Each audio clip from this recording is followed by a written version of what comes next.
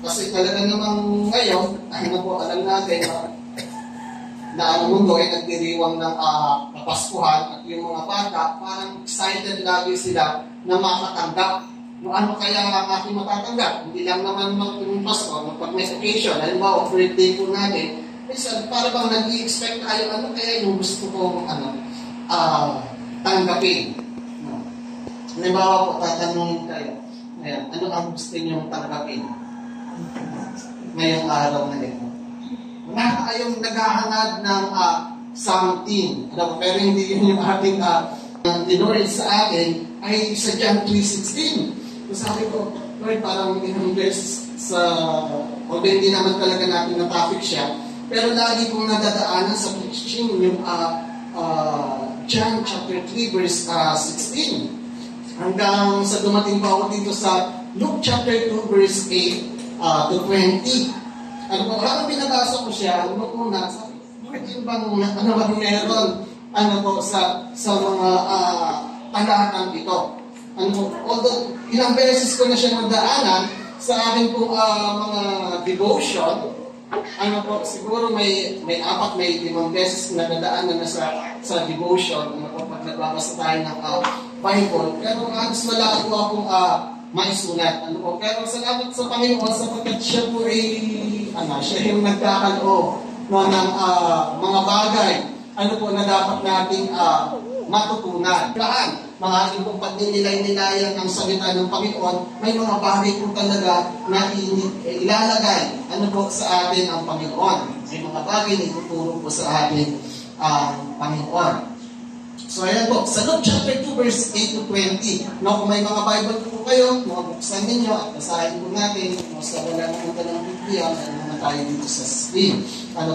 Sa Luke chapter 2 verse 8 to 20, sabi po sa verse 8, doon ay may mga pastol na nasa parang at nagbabantay ng kanilang mga tupa ng gabing iyon.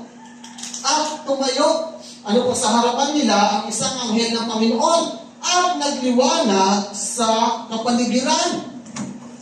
Nagliwanag sa kapaligiran nila ang kalwalhatian ng Panginoon. Ganun na lamang ang kanilang pagkatakot. Next.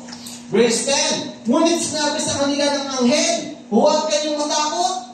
Ako'y may dalang magandang balita para sa inyo na magdudulot ng malaking kagalakan sa lahat ng tao.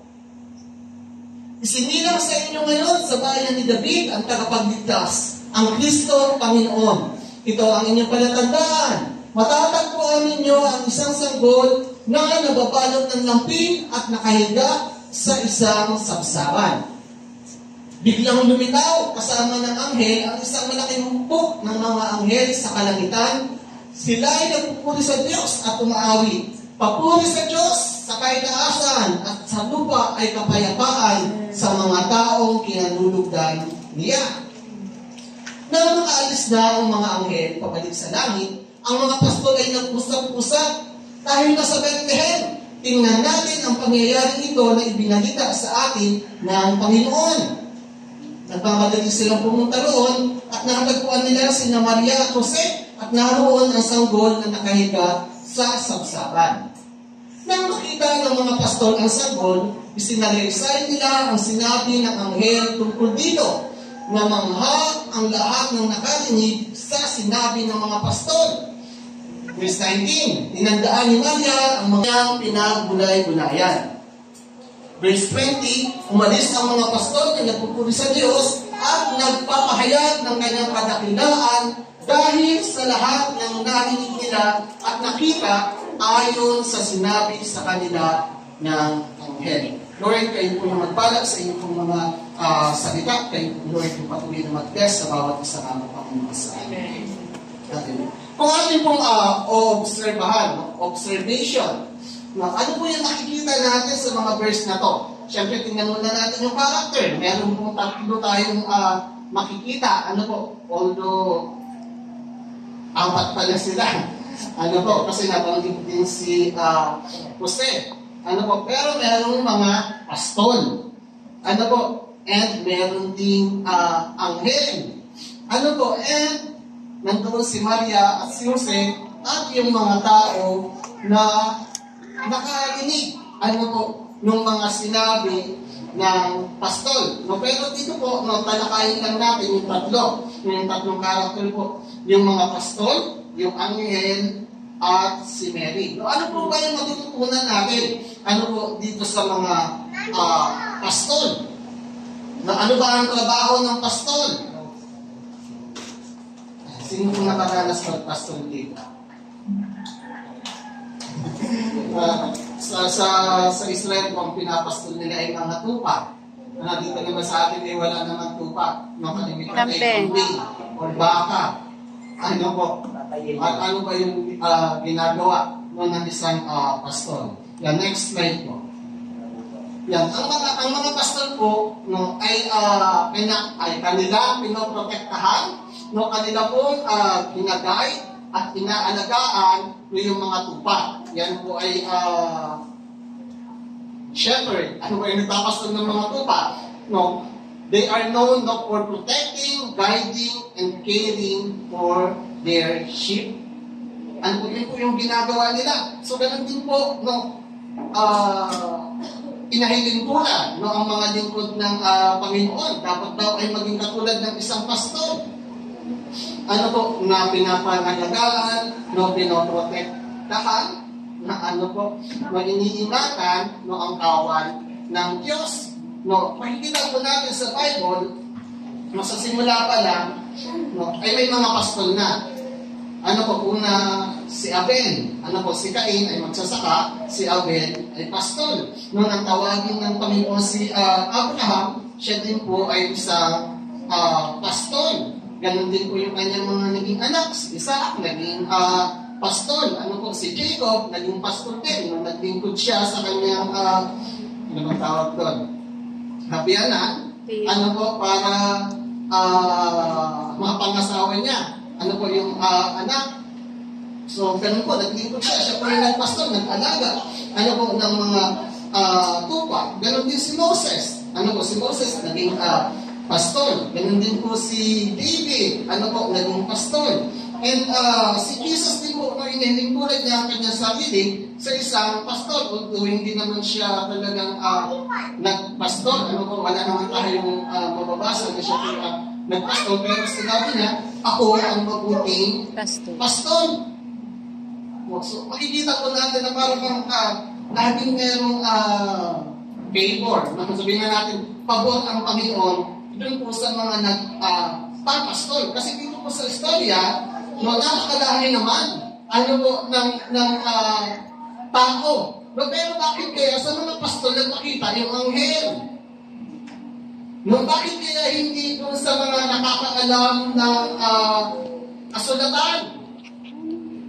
What's that? Ano po, hindi doon sa mga naglilingkod sa temple. Or although may mga prophecy na ito yung mangyayari. Pero bakit kaya doon sa mga pastol, ano po, nagpakita yung anghel?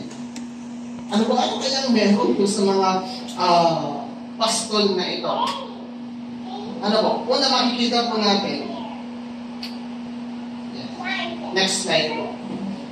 Nung magpakita ang anghel, ano po, ginagawa nila ang kanilang trabaho. Sabi po doon, they were tending their sheep when the angel suddenly appeared. Tingnan po natin yung verse. Yan. Doon ay may mga pastol na nasa parang at nagbabantay ng kanilang mga tupa ng gabi iyon. So kita natin, ginagampanan ng mga pastol ang kanila pong trabaho. Yun po ay gabi. Ano ibig sabihin, lahat ay natutulog na at sa kalagitnaan ng gabi iyon itong mga pastol ay gising. Ano po, ginagampanan nila ang kanilang tungkulin. Nung ginagawa nila kung ano po yung nararapat nilang gawin, kanila pong pinoprotektahan, kanila inaalagaan yung kanilang mga tupa. Alam po ninyo, dito sa atin, pag kayo ay nag-pastol, itatali mo na lang sa umaga, tapos babalikan mo na ng hapon. Sa kanila po ay hindi pwede. Kinakailangan mo talagang bantayan, maliban na lang na nasa Quran. Ano po yung kanilang mga inaalagaan.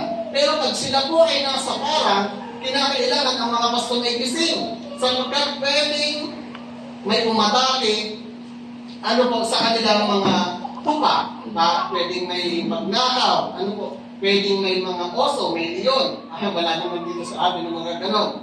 Parang ang pwede lang ay magnanakaw or ahas, ano po, ng makapatay, ano po, sa ating pong alaga.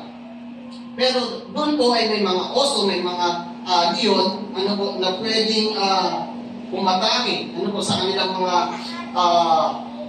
alaga. So, hindi pwede yung pastor ka, tapos ikaw ay patulog-tulog.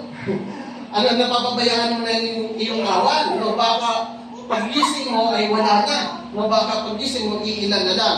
So, makikita po natin dito na yung mga pastor ay kanilang ginagampanan ang kanilang pong gawain, ang kanilang pong trabaho. No, tayo din po bilang mga mananampalataya, no, may mga bagay na ipinagkakatiwala sa atin ng Panginoon.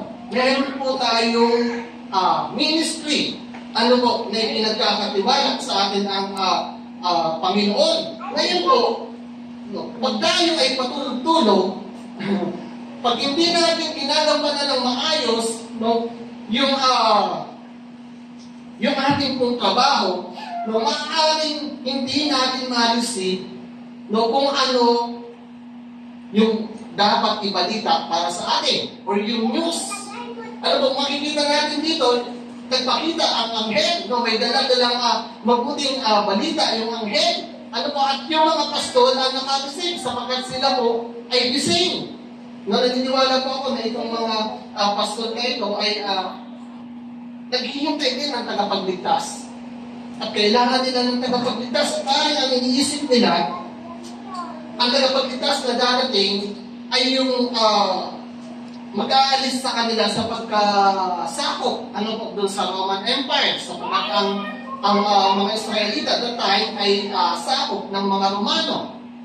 And parang ang iniisip nila na tagapagligtas, pag dumating ang tagapagligtas, ay magiging malaya na ang bansang Israel. Nung ay ganun din ang pananaw ng mga pastor na ito, pero iba ang kaparaanan po ng ating pong Panginoon. Ano po? Pero nakikita natin, no, yung kanilang pagiging gising, yung pagiging handa nila, no, sa pagtupad nila sa kanila pong tungkulin. Ito po yung isa na makikita po natin na dapat nating tularan. Ano po, dito sa mga pastol na kanilang ginagampanan yung kanilang tungkulin. Yan, tingnan po natin yung next na. Yan, sa Luke chapter 12, verse 27, sabi po dito, pinagpala ang mga aliping aabutang nagbabantay pagdating ng kanilang Panginoon. Sabi po doon, tandaan ninyo, nagbibihis siya at pauupuin sila, ipaghahanda sila ng pagkain at pagsisilbihan. So doon po sa unang part, no, pinagpala ang mga aliping aabutang nagbabantay pagdating ng kanilang Panginoon. Alam po natin na ang pagdating ng Panginoon ay walang eksaktong oras. Walang sinabi, walang eksakta ng palataya, tayo po'y naghihintay. Hindi natin alam kung ano yung oras. No, pwedeng habang tayo nandito sa church, biglang dumating ang Panginoon. Kasi wala namang oras. Pero ang tanong, no, pagdating ng Panginoon, no, aabutin. Alam mo, katulad ng mga pastol, ano, pinagampanan nila ang kanilang tungkulin. Ano, isa nanineglect natin. Ano po yung mga bagay na ipinapagawa sa atin ng Panginoon. No, nakakalimutan natin tuparin. Ano po kung ano po yung ating tungkulin. Pero huwag naman sana tayo abutan na tulog. Manawa tayo katulad ng mga pastol na gising, no, alerto sa anumang pwedeng mangyari. Ano po, dapat yung mga mananampalataya, dapat laging gising, laging nagbabantay. No, ang problema po sa akin minsan ay dumadating ang pagkainit. No, kailan kayo dadating ang Panginoon? May example din po na gano'n. Sabi ng isang alipin, ay magtatagal pa ang pagbabalik ng aking Panginoon. So, ang gagawin ko ay magpapakasaya-saya lang muna. No, pero kung sa kanyang ginagawa, ano po, habang gano'n ang kanyang ginagawa, biglang dumating ano po yung Panginoon. So ano po yung nangyari sa kanya? No, sa halip na maparangalan ay naparasahan. Kasi hindi ginagampanan yung kanya tungkulin. Next verse po. So verse 42 and 44, no, sabi dito, pinagpala ang alipin madahil na gumaganap ng tungkulin pag-uwi ng kanyang Panginoon na sinasabi ko sa inyo, pamamahalain siya ng kanyang Panginoon sa lahat ng ari-arian nito. Ano po, maging katulad tayo nung pastol na gumaganap ng kanilang tungkulin. Amen po ba? Amen. Yan po yung una na pwede natin matutunan. Ano po dito sa mga pastol, yung gampanan, ano po yung ating tungkulin. Namagat ng tayo ng Panginoon na gising. No? At hindi tulog. Namagat ng tayo ng Panginoon na nandun sa lugar na kanyang kumbaga pinagdalhan sa atin. Ano po, hindi na dito ka dinala ng Panginoon, ay nasa ibang lugar ka. Dito ka pala kakatagkirin ng Panginoon, tapos wala ka dito. Nung minsan, kaya hindi natin nadidisin, ano po yung mga mensahe talaga sa atin ng Panginoon, ay iba yung ating ginagawa. Or maaaring tulog po tayo.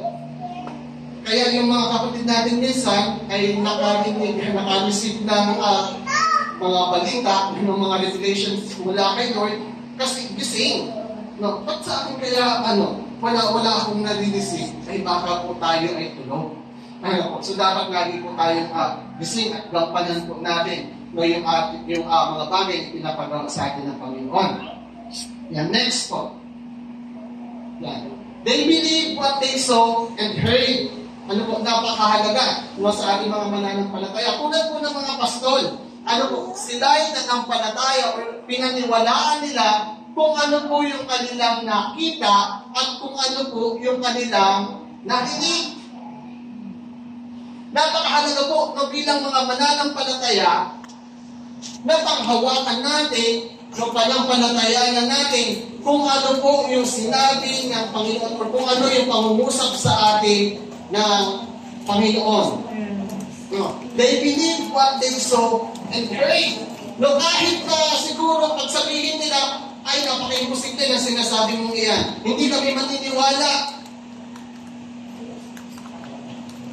Pero hindi po tayo dapat, hindi ka pa rin dapat tumigil. No, kahit ba walang maniniwala sa iyo sa iyong experience, no, pero experience mo yan.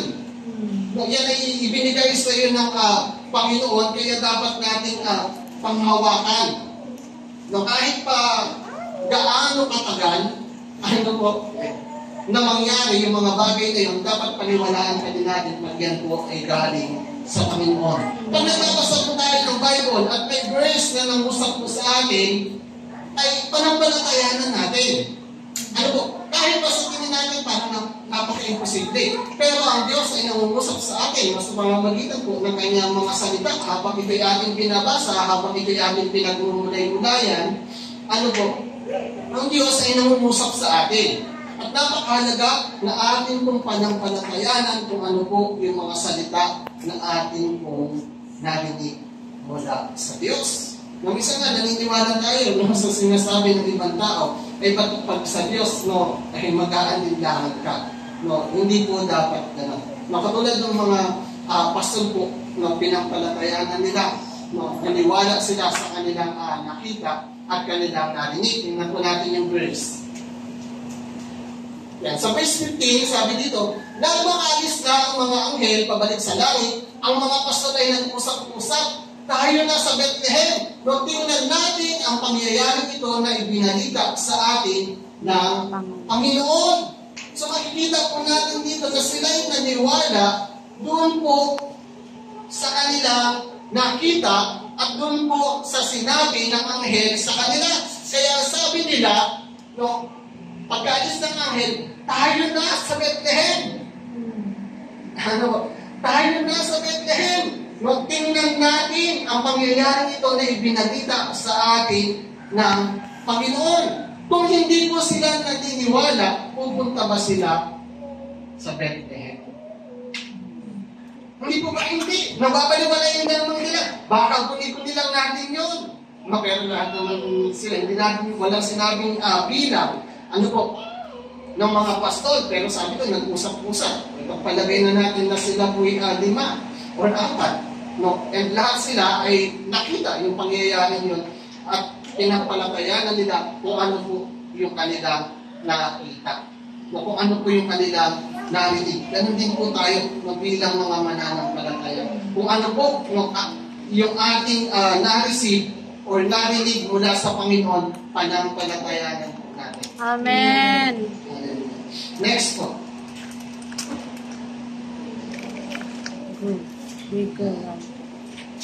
Hindi lamang sila nanampalataya, kundi kumbaga they go right away. Na para bang pag may inutos ang Panginoon ay agad-agad yung kanilang pagsunod. Natin po natin yung verse.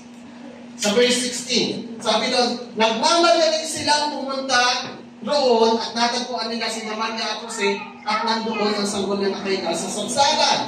Tingnan po natin. Nagmamadali. Ano po? Nung ma-receive nila yung message, no, nung na-receive nila yung news na sinabi ng mga anghel, yung balita na nagmula sa Diyos, no, sabi na, nag-usap-usap muna sila. Tayo na sa Bethlehem. Yun po sa binasa natin. And pagdating din sa verse 16, nagmamadali. Ano po, bilang mga mananampalataya, dapat ganun din tayo. Kapag may sinabi ang Panginoon sa atin, dapat laging urgent. No, hindi dapat ipagpabukas pa. Pwede sabihin ng mga pastol, ay, gabi na, bukas na lang tayo lumakad. Ano meron dito? Pagkatapos nila mag-usap, nagmamadali silang pumunta. Na hindi ko alam kung ano nang ginawa nila sa kanilang mga tupak kung kanino nila inahipiling. Pero excited sila sa kung ano yung ibinalita sa kanila ng Panginoon. No, pwede din kung ganito yan sa mangyayari sa atin. May ipinapagawa sa atin ng Panginoon. Ay, ang mga Pilipino ay gusto yung mamayana na nahabit. Manyana, habit. Ngayon, pwede mo lang gawin ngayon, ipagpapabukas pa, or mamaya mo na gagawin hanggang tumambak yung ating mga gagawin. Ganon din po ba tayo kay Lord? Naungusap sa'yo ang banal na Espiritu, o mag-pray ka na. Ay, may ginagawa pa ako, ay, may mga kailangan pa ako tapusin, may papanuulin pa ako, Lord. No, pero minsan na-experience natin yan sa iyong espiritu, parang may gusto kang gawin. No, pero hindi mo magawa minsan dahil meron ka pang ibang ginagawa. Hindi natin naiwan yung bagay na ginagawa natin. Ano mo? And hanggang sa minsan, nakakalimutan na natin na sundin kung ano po yung sinasabi sa atin ng Panginoon. No, after natin makapanood, ay ang katawan natin ay bagsak na inaantok na tayo, nakatulog na tayo. Kaya sabi sa iyo na ni Lord, mag-pray ka. No, doon pala sa prayer mo, may i-reveal sa iyo ang Panginoon. May blessing pala na ihanda sa iyo ang Panginoon. Dahil hindi tayo hindi nagmadali, hindi sumunod agad, minsan naging hadlang. Ano para doon sa pagpapala dapat na ating pong tatamuhin. Pwedeng mangyari yung mga bagay na ganon. Pero makita po natin dito sa mga pastor, nung maaari natin tularan, nung nagmamadali silang pumunta. Dapat ganon po tayo lagi kay Lord. Nung yung bang, kasama ko ako doon, na may sinabi si Lord, ay agad-agad, parang excited tayo na gawin kung ano po yung ipinapagawa sa atin ng Panginoon. Ito po yung pinaka mahirap ano po na bahagi. Ano po, pag hindi tayo komportable ano po, doon sa bagay na atin po gagawin o doon sa bagay na ipinapagawa sa iyo ng Panginoon. O, halimbawa po ako, nung mahihayin ako, tapos halimbawa naglalakad ako, nung may nakasalubong akong tao, tapos sabihin sa akin ni Lord, panalangin mo yung taong yun. Nakahirap. Kayang gawin, pero nakahirap kasi sa personality na pagiging mahihayin, mahirap mag-approach sa taong hindi mo kilala. Ano ba, mahirap na agad sumunod hanggang mapapalampas mo na lang. Diba? Pero pag ang sasabihin sa iyo ni Lord ay favor sa iyo at madaling gawin, mabilis tayong sumunod. Tama po? Tama ba? Ano po, pag maanuhan para sa akin yung isang gawain, mabilis tayong sumunod. Pag gusto natin. Pero pag yung medyo alanganin tayo, matagal din tayong sumunod. At ito ba yung isang nangyayari minsan? Hindi ko pa alam kung nangyayari sa inyo, pero nangyayari po talaga ito. An example. Nagpe-question tayo, no, kay Lord, pag parang hindi natin kayang gawin. Ano po, nagkakaroon tayo ng doubts. Pansin niyo po ba yan? Lord, sa inyo po ba ito nagmula? Alam niyo, sa ganun ang question natin. Ay, baka hindi ito galing kay Lord. Mag-i-check pera natin. Kasi parang hindi okay sa atin. Parang hindi natin kayang gawin. Baka bundi-bundi ko lang yun. Ano na tayo, ano ba tawag doon? Iba ng ating iisipin. Or for example, yan. Example lang po ito ha. Ano po, time ng opening. Example lang.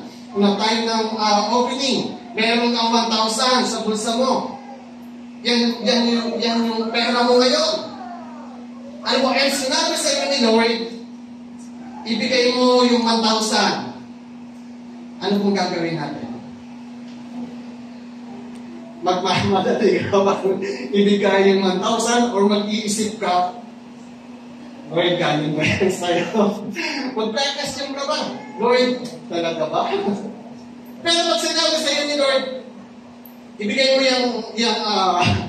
yung 1,000 at dodoblehin ko, mabilis kang sumunod. Ano to? Pag gano'n yung sinabi sa iyo ni Lord, pero pag sinabi na, ibigay mo lang yung 1,000, mag-iunday ka. Anong meron? Pag binigay ko yung 1,000, ano kaya yung aking matatanggap? Ano po, mag-aalinlangan ka.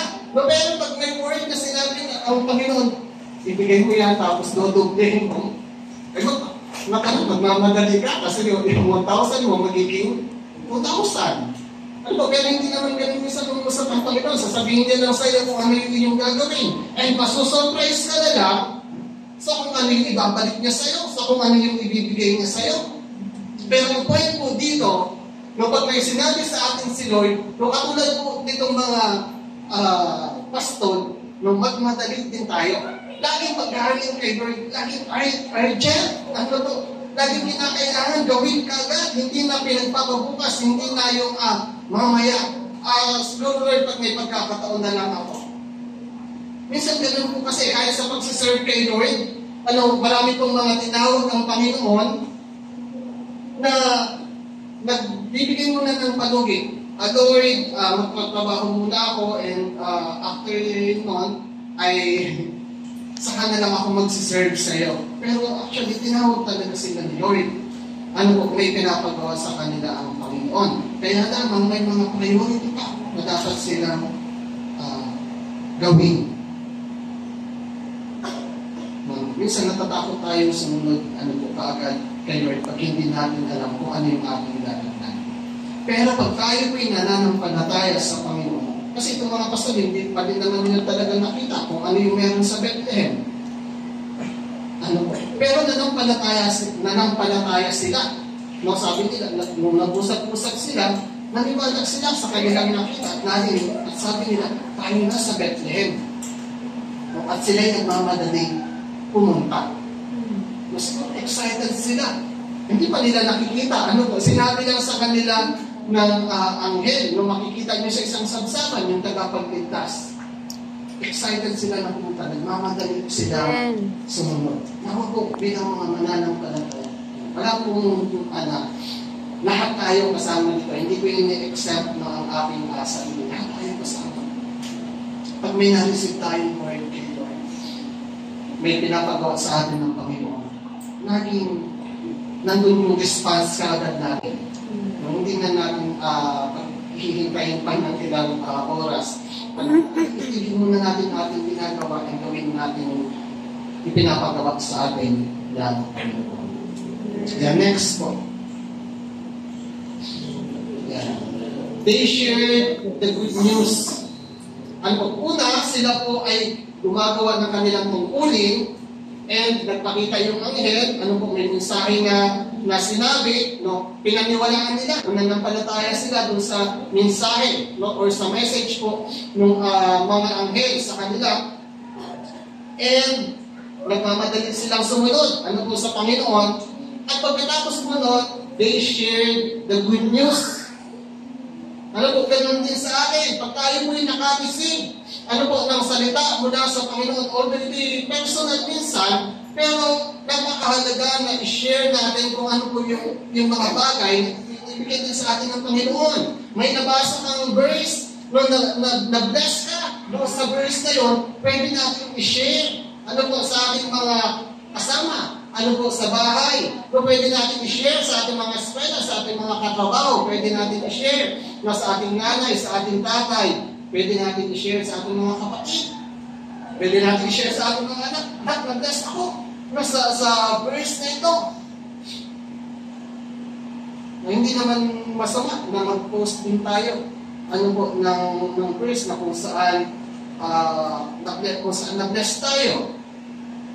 Nakakalungkot lamang po ay may mga ibang tao na ginagamit ang salita ng Diyos para naman patamaan yung ibang tao. Ano ba po? May mga ganon, ginagamit ang salita ng Panginoon, pero dapat hindi maging ganon. Ano, na-bless ka sa verse na ito, kaya mo share. Hindi dahil may gusto kang patamaan. Mali po yun. Ano po? Dapat ay naging blessing ito sa akin. Gusto ko maging blessing sa inyo, kaya ako i-share o kaya mo i-pinost sa Facebook. Hindi man alam ng ibang tao, pero yung ibang nakakabasa, maaaring mapagpala din sila ng ating po i-share. Na hindi po minsan kung ano na lang yung sinishare natin. Pero pag tayo nabigyan sa salita ng Panginoon, hindi naman masama na i-share din po natin minsan. Ako'y pinagpala sa verse na to, maging blessing din sa inyo. Lagay din kayo ng konting prayer, konting testimony, kung paano naging pagpapala sa inyo yung verse na to. Paano makatulong din po sa ibang tao. Or hindi man sa personal, kasi nga, maano na yung technology natin ngayon, pwede naman po yun.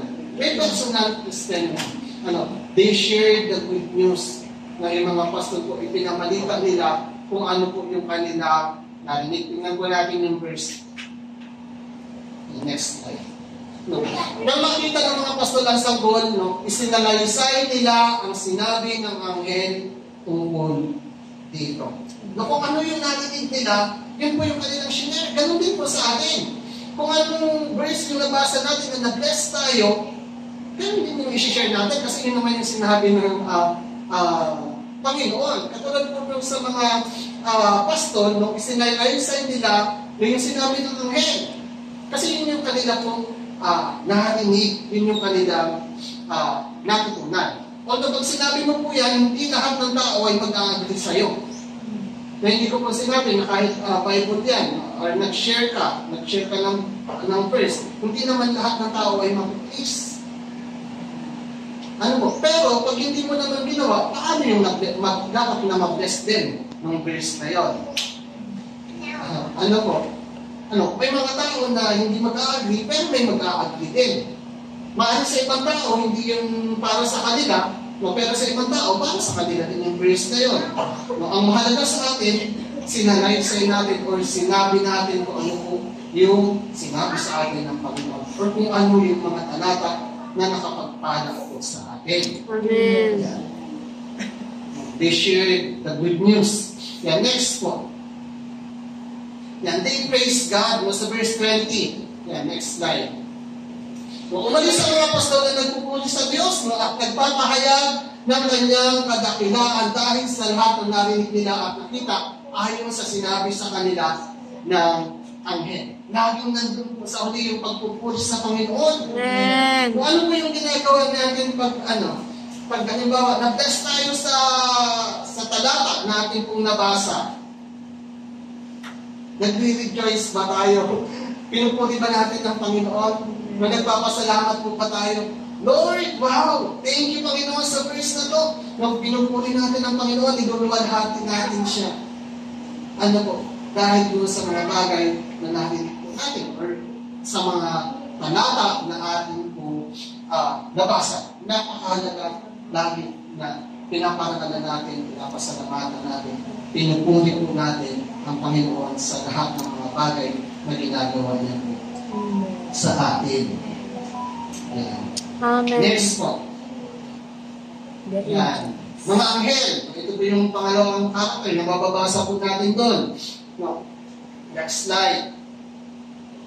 Yan. Angels appear as a messenger from God. No, ang mga anghel po ay sa Biblia, nagpapakita, sapagkat merong maaaring special na mensahe ang Panginoon, although ang bibigay naman ni Lord ng mensahe, minsan ay sa mga propeta, minsan ay sa kanyang mga lingkod, doon po nangungusap ang Panginoon, sasabihin doon sa tao yung ganito. Pero may mga special cases po na anghel ang nagpapakita at nagdi-deliver ng mensahe po ng ating po Panginoon.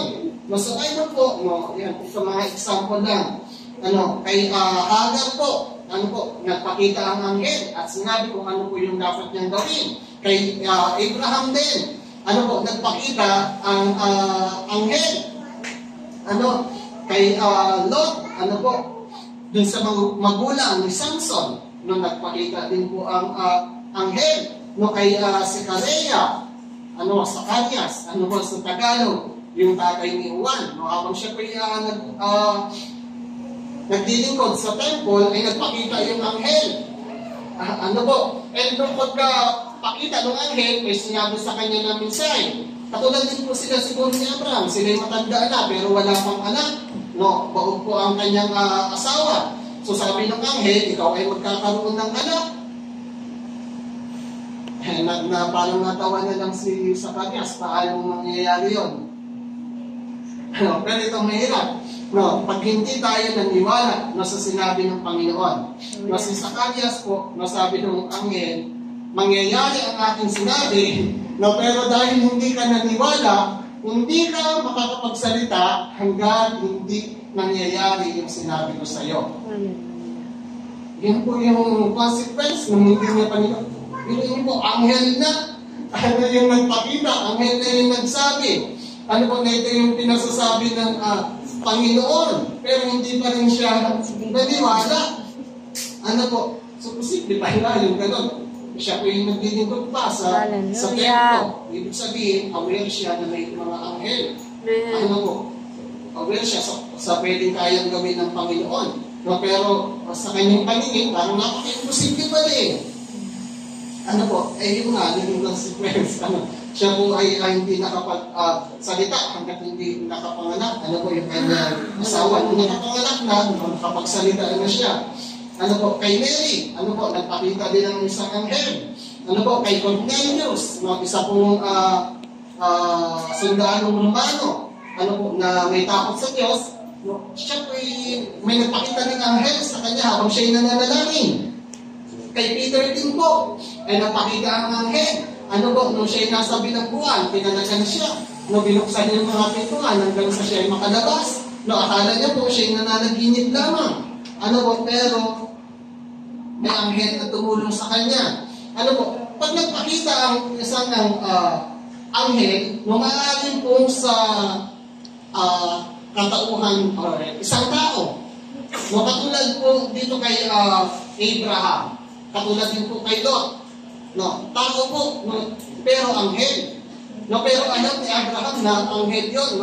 Nung may makita siyang tatlong tao, kanya po yung pinatuloy sa kanyang tahanan at pinaghanda. Alam niya na mula sa Diyos, yung kanyang panauhin. Yung kay Lot din. Kasi pinahawagan ng Panginoon na dahil po kay Abraham, iniligtas. So sa katauhang tao, pumunta po doon.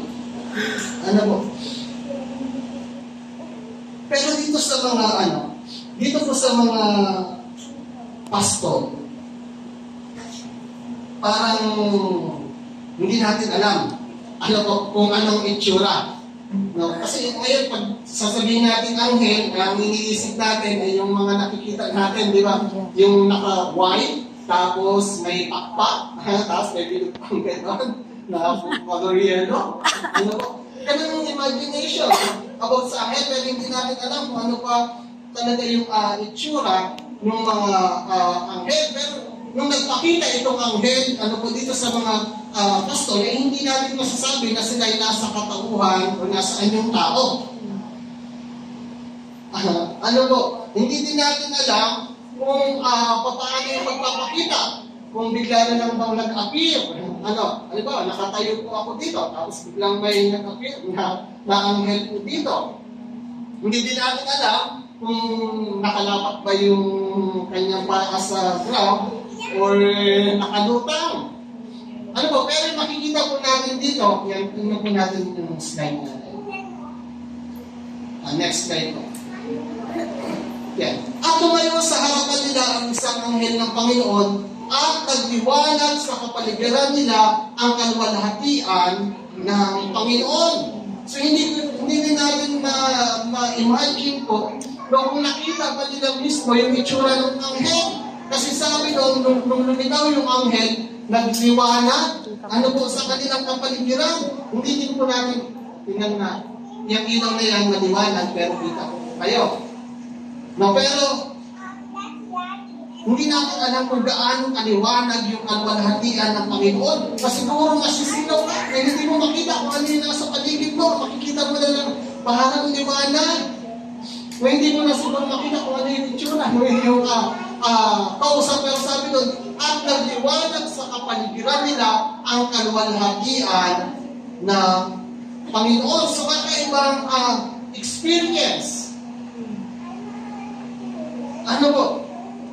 Naka-experience na ba natin yan? Parang may nakwento ko yung aking pinsan na siya yung nagda-drive at biglang may lumiwanag. So hindi niya alam kung ano yun, no? Pero maaaring anghel. Ano po? Kasi minsan gano'n eh. Yung kalwalhatian ng Panginoon, magliliwanag, hindi mo na talaga makita. Anong meron? Yung makikita mo na ng maliwanag. Ano po? Dahil po natin, no, pag nandiyan yung kalwalhatian ng Lord, nandiyan yung yung glory, ano po, ng ating Panginoon, ang una po natin may experience minsan, ay makikita natin kung sino tayo. No, parang manliliit tayo. Ano po, ako ba ay karapat-dapat? No, maaaring ganun. Yung experience ng mga tao, ng mga pastor, kaya sabi doon, sila ay natakot. Sabi doon, ganun na lamang ang kanilang pagkatakot. Na kasi sa Old Testament po, talaga, pag nakita mo ang kalwalhatian ng Panginoon, tapos hindi ka karapat-dapat, patay ka. Ganun katindi. Ano po, yung glory ng ating Panginoon na pag tayo hindi karapat-dapat sa kanyang harapan, ay bigla ka na lang mabubuwal. Ano po, bigla ka na mamamatay. Ganun po katindi ang kalwalhatian ng ating pong Panginoon. So ganun na lamang ang kanilang takot. Ano yung mangyayari sa atin? No, tayo ba'y karapat-dapat sa Panginoon? Tayo ba'y karapat-dapat tumarap? No, sa mga anghel na ito? Ano, kaya yung sabi ng angel, no, yung unang salita niya doon, do not fear. No, huwag kayong matakot. Amen. Basta bakit, hindi naman mag-a-appear ang angel para ikaw ay patayin. May mensahe ang Panginoon, kaya minsan ay nag-a-appear yung angel. Napakahirap naman na kaya pala dadating ang anghel para ikaw ay aapunin na. Napakahirap na pangyayari. Pero doon sabi ng anghel, do not fear. Ngayon yung unang salita nung sinabi ng anghel, yung matakot. Ang next po na word na sinabi ng angel ay good news. Ako'y may dalang magandang balita para sa inyo. una po, tingnan mo na, huwag ka munang matakot. Hindi bad news ang ibibigay ko sa inyo, kundi magandang balita. Ano kaya yung magandang balita noon na nais pahayag sa kanila ng Panginoon? Halimbawa po, kung tatanungin tayo ngayon, anong balita ang gusto mong marinig? Lahat tayo gusto natin good news. Lahat tayo may mga bagay na inaasam. Ang gusto kong balitang marinig ay ako yayaman na. Ngayon parang ganun, gusto natin yung mga good news talaga eh. Well, ako'y ang gusto kong good news ay ako'y makakagraduate. Ang gusto kong mabuting balita ay maayos ang aking kalusugan. Anong news ang gusto nating marinig? Kapag nanonood tayo ng balita, minsan ang laging binabalita ay mga panic na nangyayari. Although may mga binabalita din na kailan ng mga magagandang pangyayari. Pero mostly, pag may balita, minsan masama. Yung balita.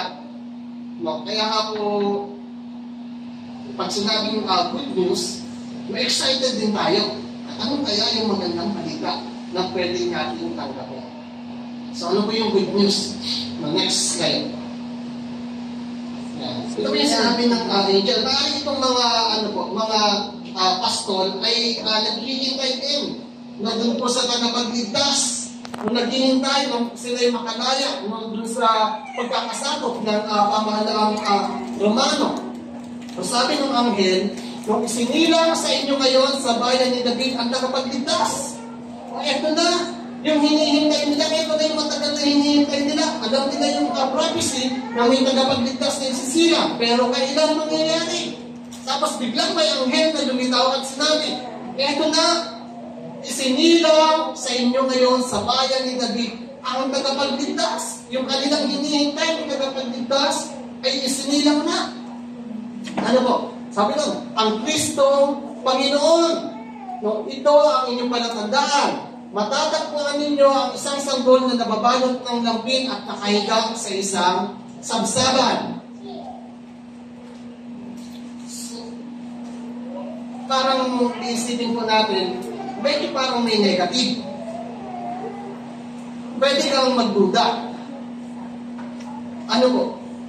Bakit ang tagapagligtas ay sa sabsaban ipinanganak? Kasi ang iisipin ng mga tao, dapat prinsipe. Dapat ang magiging tagapagligtas, dapat nasa palasyo. Dapat maayos yung buhay. Ano po? Pero yung sinabi ng anghel, ano po? Nung nababalot ng lampin at nakahiga sa isang sabsaban na nandun po sa Quran. Ano po? Siguro kung doon po sa mga saserdote, that time, nagpakita yung anghel at ganun yung sinabi, mahirapan din silang maniwala. Katulad ni Zacarias. Ano po? Nahirapan siyang maniwala. Napaka-imposibleng mangyari. Kaya nga po ayaw din ang paniwalaan ng Panginoong Jesus. Sapagkat, parang sa kung saan lang nagmula. Ano po? Ang iniisip siguro nila, dapat ang tagapagligtas, nasa maayos na kalagayan. Ano po? Parang gano'n ang nangyari. Pero, yan yung plano ng Panginoon. At makita natin na yung mga pastor, hindi sila nagduda.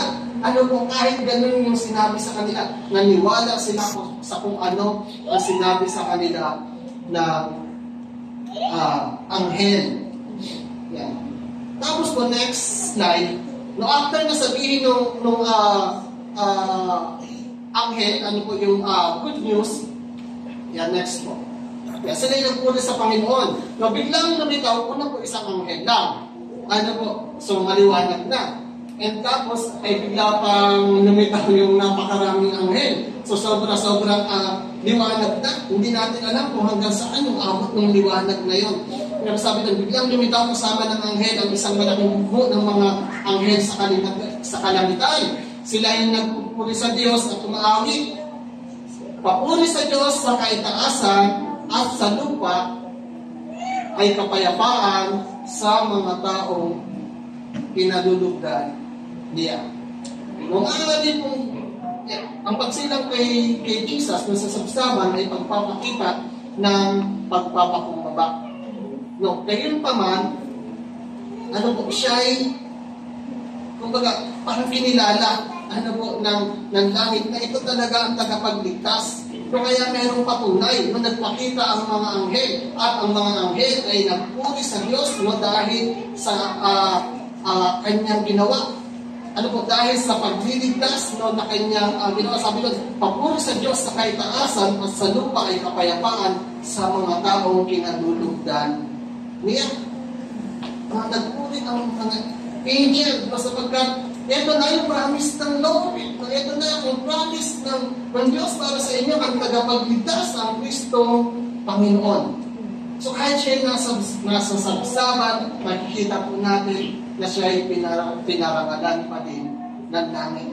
No, meron pong pagpapatunay na ito talaga ang Mesyas, na ito talaga ang tagapagligtas. Merong patunay, merong katibayan, hindi lamang basta lumitaw. Merong kakaibang nangyari. Merong katibayan. Merong pagpapatunay mula sa langit na ito ang tagapagligtas. Hindi narinig kahit kanino lamang. Hindi naman pupunta ang mga pastor doon at magsasabi na ito ang tagapagligtas.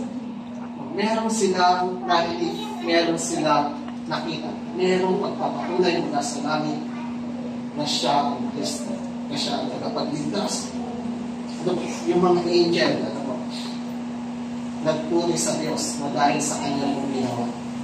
Yan, next one. Yan. Pangatlo po ay si Mary. Ano po yung pwede natin matutunan? Dito po sa sinabi ni Maria o dun po sa talata na ating pong nabasa. The next slide. Yan, sa verse 17 and 19, dito po sabi dito, nang makita ng mga pastol ang sanggol, isinalaysay nila ang sinabi ng anghel tungkol dito. Sa verse 18, namangha ang lahat ng nakarinig sa sinabi ng mga pastol. Kapag nakarinig po tayo ng kakaibang balita, minsan na-excite tayo. Parang minsan hype, may hype pag may masyadong malalaking news na nangyayari. Pero after nung hype, nawawala na din. Parang bumababa na din. Nawawala na yung usap-usapan. Naalin nung sinabi ng mga pastor, nung pumunta sila doon, sinabi nila, ito yung aming nakita, ito yung sinabi ng anghel tungkol sa batang ito. Yung mga tao din ay nag-usap-usap. Pero after that, nawala na din. Ganun po ba tayo? After natin ma-excite, sa salita ng Panginoon, excited tayo, nag-preach ang pastor, nag-aaral ang pastor ng salita ng Panginoon, na-bless tayo, tumang-tuwa tayo, at lakas pa ng amen natin. Pero hanggang sa church lang ba? Napaglabas natin ng church, ganun pa din ba? Yung excitement na nasa atin. Kasi maraming namangha ang lahat ng nakarinig sa sinabi ng mga pastor. Para na-excite lang tayo sa sinabi ng Panginoon. After that, mawala na. Pero iba po kay Maria. Sabi dito, tinandaan ni Maria ang mga bagay na ito at ito'y kanyang pinagbulayan. So makikita po natin dito yung pwede natin matutunan. She kept these things, tinandaan niya yung mga bagay na nangyari. Tinandaan niya yung sinabi ng mga pastor. At hindi lamang niya basta iningatan, hindi lamang niya basta tinandaan, ito'y kanyang pinagbulay-bulayan. She meditated. Ito ba yung magandang pwede natin matutunan. Ano po dito kay Maria? Nung marinig na yung sinabi ng mga pastor about doon sa angel at sinabi na kung ano yung magiging mundo, alam niya na din. No, kasi nagpakita din sa kanyang anghel, alam niya na ang kanyang ipapanganak ay ang tagapagligtas. No, ganun ba man, doon sa kanyang bagong narinig, ano po, ay kanya din iningatan at kanyang pinagmulay-mulayan. Pag tayo may nakakarinig ng salita ng Panginoon, atin po ba itong iniingatan? Atin po ba itong pinagmulay-mulayan?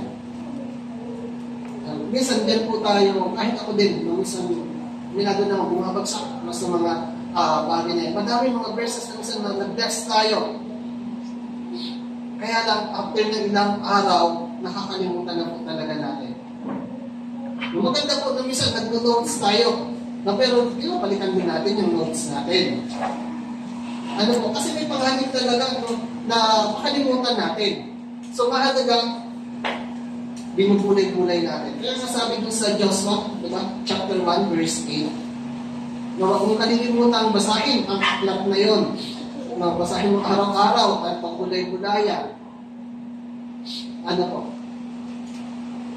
Ganun po yun dapat natin ginagawa pag tayo pinakakarinig ng salita ng Panginoon. Ano ba po? Yung mga bagay na narinig natin ngayon, napakadami ng mga bagay na atin pong na-share o na sinabi sa atin po.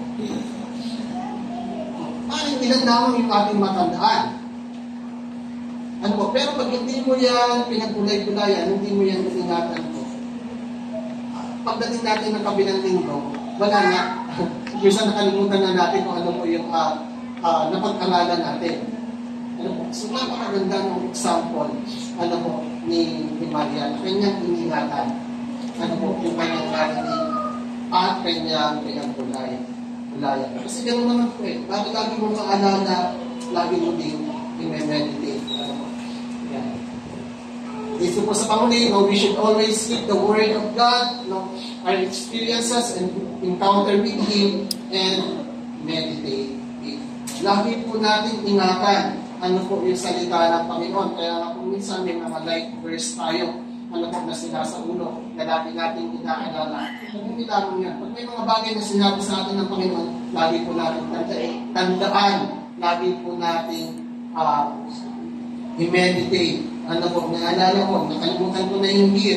Ano po, pero may lingkod ng Panginoon na nagsabi po na ako daw ay magiging servant. Ano po, ng Panginoon. Simulan, hindi ko na nakalimutan.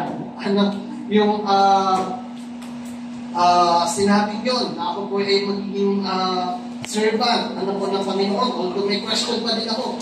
Madami kasi klase ng paglilingkod. Anong klase paglilingkod ba? Kaya siguro yung saan na ako. Pwede sa music team. Ano po. And nagpapastor na din. Ano po, in fact pa, ano pang service ang pwedeng gawin. Kasi ganun ang pagkatawag ng Panginoon bilang kanyang lingkod. Ano po, sa paraan, talagang dapat maglingkod sa Panginoon. Ano po yung mga bagay na sinabi sa atin ng Panginoon? Ano po? Panghawakan natin, ingatan natin, at ating pong pagligayan. Tayo may manalangin. Ang banal makapangyarihan sa lahat, kami pinagpapasalamat, Panginoon, sa mga talatang ito, Panginoon, namin po napag-aralan, Lord. Salamat sa buhay ng mga pastor, Panginoon, na kami ay may natutunan, Panginoon, yung kanilang paggawa sa kanilang mga tungkulin. Ganun din, Lord, sa aming bilang mga mananampalataya, yung pagkatawag mo sa amin, Lord, ay aming pumagampalan. Ganun din po, Lord, yung kanilang pananampalataya, yung kanilang pagsunod ng agad-agaran. Tawag, Panginoon, maging ganun din kami, Lord, na laging excited na gawin, Panginoon, kung ano po ang inyong kalooban. At lagi kami makinig, Panginoon, sa kung ano po yung inyong pong sinasabi sa amin. At Lord, huwag kaming mahiya na i-share namin kung ano po, Lord, yung mga bagay na inyo pong sinabi sa amin, Panginoon. Huwag kaming mahiya, Panginoon, sa ipatutuo yung mga bagay na inyo pong ginawa sa aming mga buhay. At patuloy ka namin piliin, patuloy ka namin luwalhatiin. Ganun din, Lord, sa buhay ni Maria, Panginoon. Dalangin po namin, Panginoon, na kung paano siya, Lord, ay talagang iningatan yung mga bagay, Panginoon, na kanyang narinig, Panginoon. Ganun din kami nawa, Lord, yung mga salita niyo na aming narinig or marinig pa, Panginoon. Naway ito'y aming ingatan, Panginoon. Naway lagi namin pagbulay-bulayan ang inyong pong mga salita, Panginoon. Lagi namin i-meditate, Lord, yung mga mensahe na amin pong narinig, Panginoon, mula po sa inyo. Maraming salamat na po, Panginoon. Patuloy niyong i-bless, Panginoon, ang bawat isa sa amin. I-bless you, Lord, yung mga kasama namin sa online. To you all the glory, Father God. To you all the praise and thanksgiving in Jesus' mighty name. Amen.